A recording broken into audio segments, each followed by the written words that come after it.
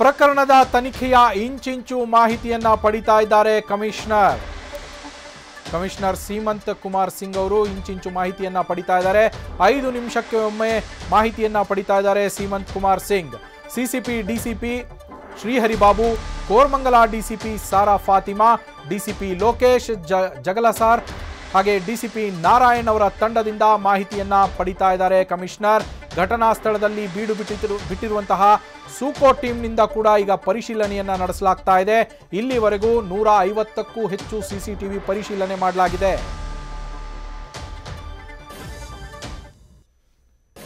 ಮಧ್ಯಾಹ್ನ ನಮ್ಮ south division ಅಲ್ಲಿ ಜೆಪಿ ನಗರ್, ಸಿದ್ದಾಪುರ ಮತ್ತು ಸುದ್ಗಂಟಪಾಳ್ಯ ಬೇರೆ ಬೇರೆ ಕಡೆಯಿಂದ ಮಾಹಿತಿ ಬಂತು. ಬಟ್ ಎಕ್ಸಾಕ್ಟ್ ಆಗಿ ಈಗ ಸಿದ್ದಾಪುರ ಪೊಲೀಸ್ ಸ್ಟೇಷನ್ ವ್ಯಾಪ್ತಿಯಲ್ಲಿ ನಮ್ಮ ಸೌತ್ ಡಿಸಿಪಿ ಮತ್ತು ಜಾಯಿಂಟ್ ಕಮಿಷನರ್ ವೆಸ್ಟ್ ಅವರು ಅಲ್ಲೇದಾರ ಅವರು ಆ್ಯಸ್ ಆಫ್ ನಾವು 7 ಕೋಟಿ ಅಂದಾಜು ಅದು ಅಮೌಂಟ್ ಹೋಗಿದೆ ಅಂತ ಮಾಹಿತಿ ಬಂದಿದೆ. ಆದರೆ ಇನ್ನೂ ವೆರಿಫೈ ಆಗ್ತಾ ಇದೆ, ಯಾಕಂದರೆ ಡ್ರೈವರ್ ಯಾರಿದ್ದಾರೋ ಅವ್ರು ಕರೆಕ್ಟಾಗಿ ಮಾಹಿತಿ ಇನ್ನೂ ಹೇಳ್ತಾ ಇಲ್ಲ.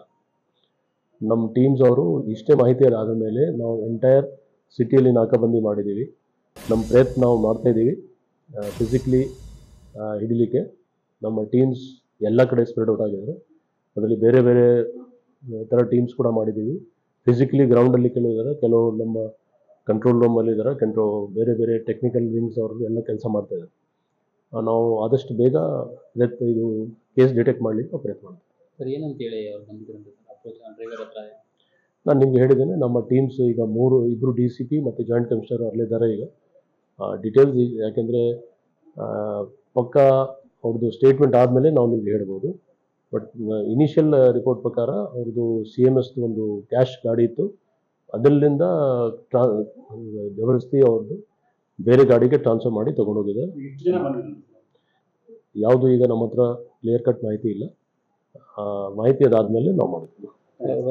ಭದ್ರತಾ ಸಿಬ್ಬಂದಿ ಅವರು ಆರ್ಮ್ಸ್ ಎಲ್ಲ ಇರುತ್ತಲ್ಲ, ಅದೇ ಎಲ್ಲ ವೆರಿಫೈ ಮಾಡಬೇಕು. ಈಗ ಎಷ್ಟು ಜನ ಭದ್ರತೆ ಅವರಿದ್ರು, ಏನು ವೆಪನ್ಸ್ ಇತ್ತು, ಯಾಕೆ ಅವರು ವೆಪನ್ ಯೂಸ್ ಮಾಡಲಿಲ್ಲ, ಮತ್ತು ತಕ್ಷಣ ಮಾಹಿತಿ ಕೂಡ ಕೊಟ್ಟಿಲ್ಲ.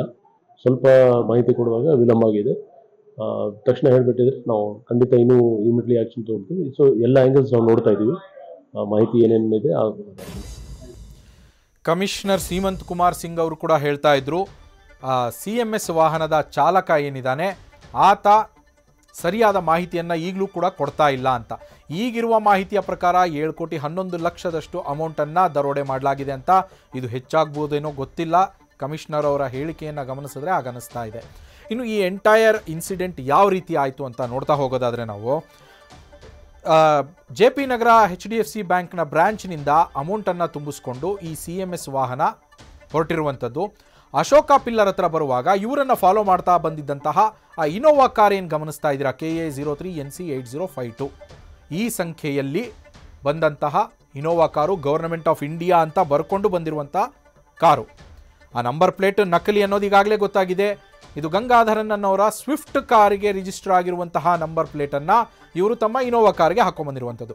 ಈ ಕಾರು ಅಶೋಕ ಪಿಲ್ಲರ್ ಹತ್ರ ಬಂದಾವಾಗ ಅಡ್ಡಗಟ್ಟತ್ತೆ, CMS ಸಂಸ್ಥೆಯ ವಾಹನವನ್ನು ಅಡ್ಡಗಟ್ಟಬಿಟ್ಟು ನಿಲ್ಲಿಸ್ಬಿಟ್ಟು ನಿಮ್ಮ ಹತ್ರ ಇರುವಂತಹ ಡಾಕ್ಯುಮೆಂಟ್ಗಳನ್ನು ತೋರಿಸಿ, ನಾವು ಸೆಂಟ್ರಲ್ ಟ್ಯಾಕ್ಸ್ ಆಫೀಸರ್ಸ್, ನೀವು ದುಡ್ಡನ್ನು ತೆಗೆದುಕೊಂಡು ಹೋಗ್ತಾ ಇದ್ದೀರಾ CMS ವಾಹನದಲ್ಲಿ ಇದು ATM ಡೆಪಾಸಿಟ್ಗೆ ಅಂತೇಳಿ, ಈ ದುಡ್ಡಿಗೆ ಸಂಬಂಧಪಟ್ಟಂತಹ ಡಾಕ್ಯುಮೆಂಟ್ಗಳನ್ನು ತೋರಿಸಿ ಅದನ್ನು ನಾವು ವೆರಿಫೈ ಮಾಡಬೇಕು ಅಂತ ಅವರಿಗೆ ಕೇಳಿದ್ದಾರೆ.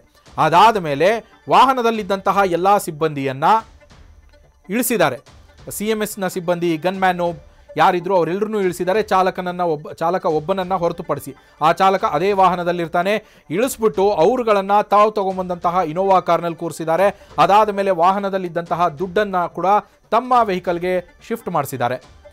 ಅಲ್ಲಿಂದ ಈಗ ಸಿಕ್ಕಿರುವಂತಹ ಪ್ರಾಥಮಿಕ ಮಾಹಿತಿಯ ಪ್ರಕಾರ ಆ ಸಿಬ್ಬಂದಿಯನ್ನು, ತಮ್ಮ ಕಾರ್ನಲ್ಲಿ ಏನು ಸಿಬ್ಬಂದಿಯನ್ನು ಕೂರಿಸ್ಕೊಂಡಿದ್ರೋ ಆ ಸಿಬ್ಬಂದಿಯನ್ನು ಕರೆದುಕೊಂಡು ಹೋಗಿ ಸಿದ್ದಾಪುರ ಪೊಲೀಸ್ ಸ್ಟೇಷನ್ಗೆ ಹತ್ತಿರದಲ್ಲಿ, ಇವರೇ ಈಗ ದೃಶ್ಯದಲ್ಲಿ ಏನು ಗಮನಿಸ್ತಾ ಇದ್ರಿ ಅವರೇ ಡ್ರೈವರು, ಆ ಡ್ರೈವರ್ನನ್ನು ಹೊರತುಪಡಿಸಿ ಬಾಕಿ ಸಿಬ್ಬಂದಿಯನ್ನು ಕರ್ಕೊಂಡು ಹೋಗ್ಬಿಟ್ಟು ಸಿದ್ದಾಪುರ ಪೊಲೀಸ್ ಸ್ಟೇಷನ್ಗೆ ಹತ್ತಿರದಲ್ಲಿ ಡ್ರಾಪ್ ಮಾಡಿ, ನೀವು ಇಲ್ಲಿ ನಿಂತ್ಕೊಳ್ಳಿ, ನಿಮ್ಮ ಗಾಡಿ ಬಿಟ್ಟು ಬಂದಿದ್ವಲ್ಲ, ನೀವಲ್ಲಿ ನಿಂತ್ಕೊಳ್ಳಿ, ನಿಮ್ಗಲ್ಲಿ ಗಾಡಿ ಬಿಟ್ಟು ಬಂದಿದ್ದೀವಲ್ಲ ನಿಮ್ಮ ಡ್ರೈವರ್ ಜೊತೆಗೆ, ಆ ಗಾಡಿಯನ್ನು ತೊಗೊಂಬರ್ತೀವಿ, ಇಲ್ಲೇ ಇರಿ, ನೀವು ಎಲ್ಲಿಗೂ ಹೋಗಬಾರ್ದು ಅಂತ ಹೇಳಿದ್ದಾರೆ.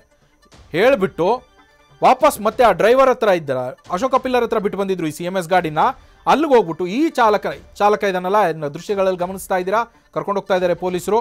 ಆ ಚಾಲಕನನ್ನ ಗಾಡಿ ಸಮೇತ ಮತ್ತೆ ಕರ್ಕೊಂಡು ನಡಿಯಪ್ಪ ನಮ್ಮ ಜೊತೆಗೆ ಅಂತೇಳಿ ಬಂದಿದ್ದಾರೆ. ಕರ್ಕೊಂಬಂದು ಡೈರಿ ಸರ್ಕಲ್ ಕರ್ಕೊಂಡ್ಬಂದಿದ್ದಾರೆ. ಮೊದಲು ಸಿಬ್ಬಂದಿಯನ್ನ ಬಿಟ್ಟಿದ್ದು ಸಿದ್ದಾಪುರ ಪೊಲೀಸ್ ಸ್ಟೇಷನ್ಗೆ ಹತ್ರದಲ್ಲಿ. ಆದರೆ ಇವರನ್ನ ಯಾಕಂದ್ರೆ ಅಲ್ಲಿ ಪಕ್ಕಾ ಪ್ಲಾನ್ ಮಾಡ್ಕೊಂಡ್ಬಂದಿದ್ರು ದರೋಡೆಕೋರರು, ನಾವು ಸೆಂಟ್ರಲ್ ಟ್ಯಾಕ್ಸ್ ಆಫೀಸರ್ಸ್ ಅಂತೇಳಿ. ಹಾಗಾಗಿ ಪೊಲೀಸ್ ಸ್ಟೇಷನ್ ಹತ್ರ ಕರ್ಕೊಂಡೋಗಿ ಆ ಸಿಬ್ಬಂದಿಯನ್ನ ನಿಲ್ಲಿಸ್ಬಿಟ್ಟು ನಿಜವಾಗ್ಲೂ ಏನೋ ಎನ್ಕ್ವೈರಿ ಮಾಡ್ತಾ ಇದ್ದಾರೇನೋ ಅನ್ನೋ ಥರದಲ್ಲಿ ಒಂದು ಬಿಲ್ಡಪ್ ಅನ್ನ ಕೊಟ್ಟು ವಾಪಸ್ಸು ಹೋಗಿ ಈ ಚಾಲಕ ಇದ್ದಂತಹ ಸ್ಥಳಕ್ಕೆ ಹೋಗಿ ಆತನನ್ನ CMS ವಾಹನದ ಸಮೇತ ಕರ್ಕೊಂಡೋಗಿ ಡೈರಿ ಸರ್ಕಲ್ ಕರ್ಕೊಂಡೋಗಿರುವಂಥದ್ದು. ಆ ಡೈರಿ ಸರ್ಕಲ್ ಹತ್ರ ಈತನ ವಾಹನವನ್ನ ನಿಲ್ಲಿಸಿ ನೀನು ಇಲ್ಲೇ ಇರಬೇಕು ಅಂತ ಹೇಳಿ ಅವರು ಅಲ್ಲಿಂದ ಎಸ್ಕೇಪ್ ಆಗಿರುವಂಥದ್ದು. ಇದಿಷ್ಟು ಈ ರೀತಿಯಲ್ಲಿ ನಡೆದಿದೆ ಅಂತ ಸದ್ಯಕ್ಕೆ ಸಿಕ್ಕಿರುವ ಪ್ರಾಥಮಿಕ ಮಾಹಿತಿ. ಇದರ ಬಗ್ಗೆ ಕೂಡ ಪೊಲೀಸರು ವಿಚಾರಣೆಯನ್ನು ನಡೆಸ್ತಾ ಇರುವಂಥದ್ದು, ತನಿಖೆಯನ್ನು ನಡೆಸ್ತಾ ಇರುವಂಥದ್ದು. ಅದಾದ ಮೇಲೆ ವಾಹನ ಯಾವ ಮಾರ್ಗದಲ್ಲಿ ಹೋಗಿದೆ, ಸದ್ಯಕ್ಕೆ ಇರುವ ಒಂದು ಅಂದಾಜಿನ ಪ್ರಕಾರ ಹೊಸೂರು ಕಡೆಗೆ ಹೋಗಿರಬಹುದು, ಹೊಸೂರು ಮೂಲಕ ತಮಿಳುನಾಡು ಕಡೆಗೆ ಹೋಗ್ತಾ ಇರಬಹುದು, NGEF ಸರ್ಕಲ್ ಮೂಲಕ ದಾಟಿರುವಂಥದ್ದು ಅಂತ ಮಾಹಿತಿ ಇದೆ. 150ಕ್ಕೂ ಹೆಚ್ಚು CCTVಗಳನ್ನು ಪರಿಶೀಲನೆ ಮಾಡಿದ್ದಾರೆ. ಇದಾದ ಮೇಲೆ ಈ CMS ವೆಹಿಕಲನ್ನು ಡೈರಿ ಸರ್ಕಲ್ ಫ್ಲೈಓವರ್ ಹತ್ರ ಬಿಟ್ಬಿಟ್ಟು ಏನು ಹೋಗ್ತಾರೆ, ಇದೆಲ್ಲ ನಡೆದಿರೋದು ಮಧ್ಯಾಹ್ನ 1:15 ಸುಮಾರಿಗೆ. ಆವಾಗ ನಡೆದಿರುವಂತಹ ಘಟನೆಯನ್ನ ಮಧ್ಯಾಹ್ನ 2:15 ಪೊಲೀಸರಿಗೆ ಯಾರೂ ಮಾಹಿತಿಯನ್ನ ಕೊಟ್ಟಿಲ್ಲ. ಹೋಗ್ಲಿ CMS ಸಂಸ್ಥೆಯ ಸಿಬ್ಬಂದಿ ನಮ್ಮ ವೆಹಿಕಲ್ ಅಲ್ಲಿ ದರೋಡೆ ಆಗಿದೆ ಅಂತೇಳಿ ಸಂಸ್ಥೆಗೆ ಮಾಹಿತಿ ನೀಡಿದಾರಾ, ಇವರ ಮೇಲಧಿಕಾರಿಗಳಿಗೆ ಮಾಹಿತಿ ನೀಡಿದಾರಾ, ಅದ್ರ ಬಗ್ಗೆ ಕೂಡ ಸದ್ಯ ಪೊಲೀಸರು ವಿಚಾರಣೆಯನ್ನ ನಡೆಸ್ತಾ ಇರುವಂಥದ್ದು, ತನಿಖೆಯನ್ನು ಕೈಗೊಂಡಿರುವಂಥದ್ದು. ಅಲ್ಲಿ ನೀಡಿದಾರೋ ಇಲ್ವೋ ಗೊತ್ತಿಲ್ಲ. ಹಾಗಾಗಿನೇ ಈಗ CMS ಸಿಬ್ಬಂದಿಯ ಮೇಲೆ ಅನುಮಾನಗಳು ಮೂಡ್ತಾ ಇರುವಂಥದ್ದು. 1 ಗಂಟೆಗಳ ಕಾಲ ದರೋಡೆಗೊಳಪಟ್ಟಿದ್ದೀವಿ ಅನ್ನೋದು ಅನುಮಾನವೇ ಬರಲಿಲ್ವಾ ಇವರಿಗೆ? ಆ ಸ್ಟೇಷನ್ ಹತ್ರ ಡ್ರಾಪ್ ಮಾಡೋಗಿದ್ರು ಅಂತ ಏನು ಹೇಳಲಾಗ್ತಾ ಇದೆ, ಆ ಸಿಬ್ಬಂದಿಗೆ 5 ನಿಮಿಷ ಅಶೋಕ ಪಿಲ್ಲರಿಂದ ಸಿದ್ದಾಪುರ ಪೊಲೀಸ್ ಸ್ಟೇಷನ್ಗೆ ಹೋಗೋದಕ್ಕೆ 5 ನಿಮಿಷ ಬೇಕಾಗತ್ತೆ. 5 ನಿಮಿಷದಲ್ಲಿ ವಾಪಸ್ ಬರಬೇಕಾದವರು, ಯಾಕಂದ್ರೆ ಅದಕ್ಕೆ ಮುಂಚೆ ಅವರನ್ನೇ ಅಲ್ಲಿಂದನೇ ಕರ್ಕೊಂಡು ಹೋಗಿ ಅಲ್ಲಿ ಡ್ರಾಪ್ ಮಾಡಿರುವಂಥದ್ದು. ಆ ಸಂದರ್ಭದಲ್ಲಿ ನಾವು 5 ನಿಮಿಷದಲ್ಲಿ ಬಂದಿದ್ದೀವಿ, ನಮ್ಮ ಇನ್ನೊಂದು ವೆಹಿಕಲ್ ಅನ್ನ ಕರ್ಕೊಂಡ್ ಬರ್ತೀವಿ ಅಂತ ಹೋದವರು 5 ನಿಮಿಷದಲ್ಲಿ ಬರಲಿಲ್ಲ. ನ್ಯೂಸ್ ಫಸ್ಟ್ ನಿರ್ಭೀತಿಯಿಂದ ನಿಮ್ಮ ಪರವಾಗಿ.